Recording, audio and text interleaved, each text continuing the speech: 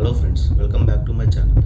Friends, మీరు ఎంతమంది తెలుసు ఇండోనేషియా జరిగిన ఒక రియల్ ఇన్సిడెంట్ గురించి? సో ఫ్రెండ్స్, ఇండోనేషియాలో ఒక చిన్న విలేజ్లో రాత్రి అయ్యేసరికి ప్రజలు బయటికి రావడం మానేశారు. ఎందుకంటే అక్కడ నైట్ పూట విచిత్రమైన శబ్దాలు వచ్చాయి. అవి ఏమిటా అని ఇద్దరు స్నేహితులు ఆ శబ్దం వచ్చే వైపు వెళ్ళి చూడగా అక్కడ తెల్లటి ఆకారంతో ఎవరో పడుకొని ఉంటారు. సో దాని పేరే పోకాం.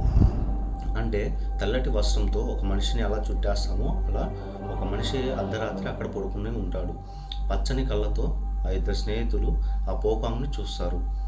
వాళ్ళు అలా చూసి తన దగ్గరికి వెళ్ళేలోపు ఆ పోకాంగ్ వాళ్ళిద్దరి దగ్గరికి వచ్చి ఇలా అడుగుతుంది, నా తెల్లటి గుడ్డ ఎవరు తీశారు అని. అలా అడగగానే ఆ ఇద్దరు స్నేహితులు అక్కడికక్కడే మాయమైపోతారు. సో ఆ పోకాంగ్ అనేది అక్కడ వాళ్ళిద్దరిని ఏదో చేసి మాయం చేస్తుంది. సో ఇప్పటికి కూడా అక్కడి ప్రజలు బయటికి రావడానికి చాలా భయపడతారు. సో ఈ వీడియో కనుక మీకు నచ్చితే లైక్ చేయండి, అలాగే మన ఛానల్ సబ్స్క్రైబ్ చేసుకోండి.